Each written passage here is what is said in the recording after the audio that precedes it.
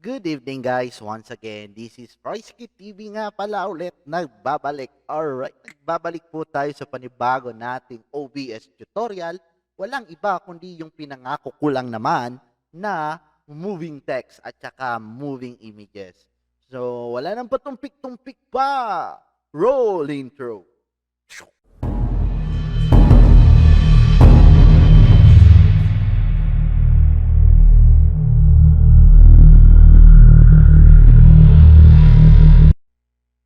Good evening guys, Persky TV nga pala. Ngayong gabi pong ito ay ituturo ko po sa inyo kung paano po gawin o paano nga po pala nakukuha yung mga moving images at saka moving text sa ating OBS Studio.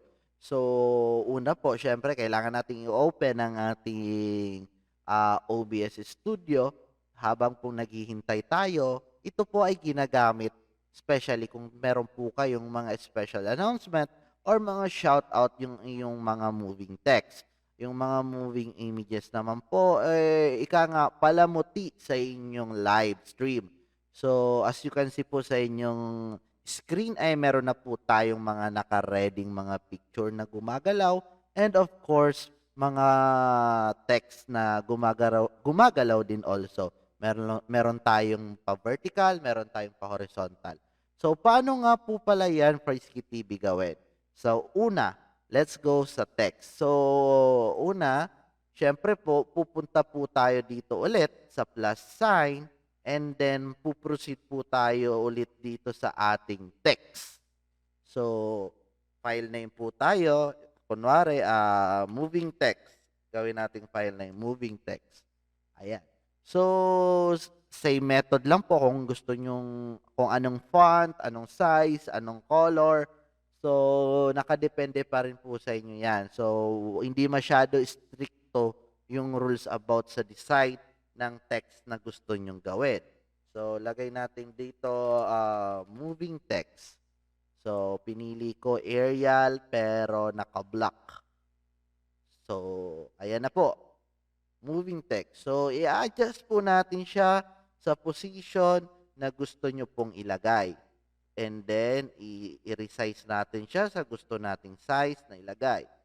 So, paano nga po pala natin ito papagalawin? Una po, pumunta po kayo sa sources at i-click po, i-mouse nyo po, or i-select nyo po yung file ng text na inyong ginawan ng text. Alright. So, pangalawa, syempre, i-mouse to po natin ito. And then, click the filters. Paliitin lang po natin ng konti. Ayan po. Sa filters po, makikita nyo, meron din po ditong plus sign ulit or add sign. Click that logo. And then, select nyo po itong second to the last, which is scroll na tinatawag. So, file name, i-okay nyo lang yan. I-scroll nyo na po yan. And then, you have a choice kung ano po ba ang gusto nyong galaw. Horizontal po ba or vertical?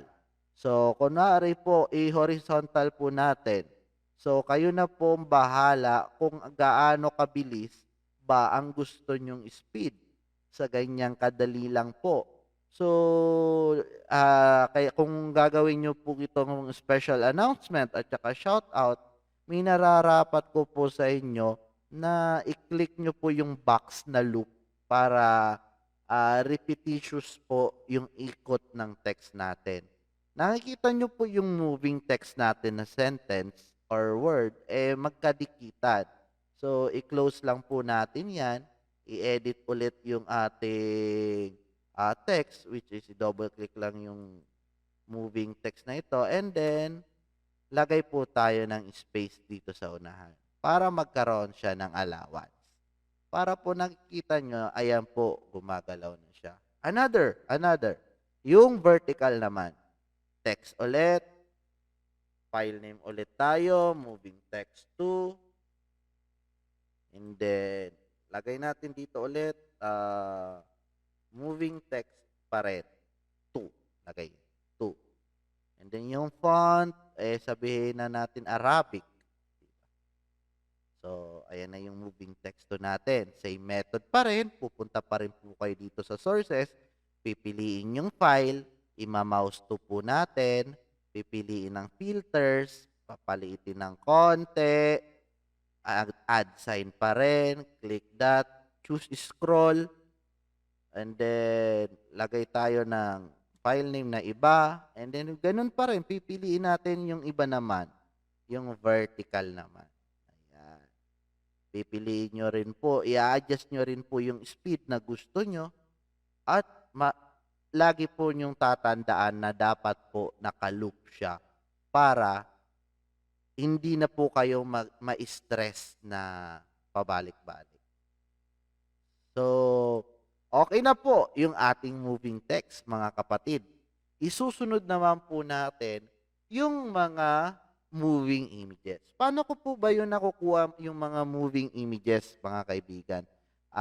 Una po, kailangan nyo pong pumunta sa Google. Yan. Kailangan nyo pong pumunta sa Google at i-search po yung gusto nyong file.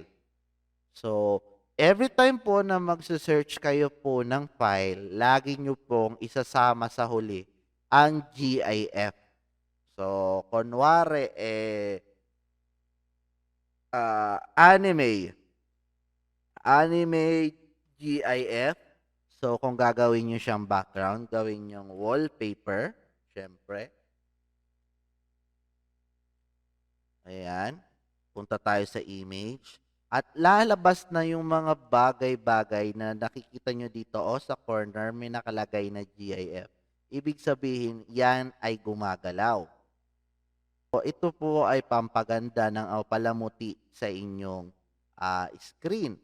So, ayan po, nakikita po natin gumagalaw po yung image. So, i-mouse to lang po natin yan. Save image po natin.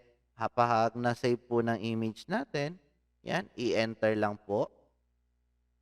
Save. Yan. Pag na-save na, balik po tayo sa OBS. Punta po tayo sa source. Add sign ulit. And then punta tayo dito sa image, mga kapatid. Sana po nasusundan nyo. And then image, lagay po tayo dito, file name, sabi natin image 4. Browse natin. At hanap tayo ng technical difficulty na parang naglalag. Ay, okay na pala. So, punta tayo dito sa downloads. Nasaan na ba yun? Nandito siya. Sige, piliin. Okay. Nandiyan na siya. Oh, praise key, bakit di nagalaw? So, para gumalaw siya, kailangan nyo pong pindutin ang transition. Ayan. So, gumagalaw na po siya. Nasaan na po yung text kanina na ginawa natin? So, nandito po kasi yung image sa pinakataas. So, kailangan natin siyang i-drag pababa para lumabas yung mga moving text. So, ganun lang po gawin ang vertical at horizontal text at ganun din po yung moving images natin. So, kung gusto nyo pong makuha o makahanap ng moving images, nasa Google po ang sagot. So, pagandahan na lang po at patyagaan na lang po tayo ng hanap ng pinakamaganda o maganda sa mata natin na wallpaper or background. So, I hope meron po kayong natutunan ngayong gabing ito. And sa susunod po, ituturo ko naman po sa inyo kung paano magkaroon ng background sa likod. So, yung camera nyo, magkakaroon pa kayo ng background sa likod. Which is, ang tinatawag ay chroma key. So, abang-abang po tayo mga kapatid. Maraming salamat. God is good all the time and all the time God is good. This is Praisky TV na nagsasabing, stay home, save lives. Praisky TV, signing out.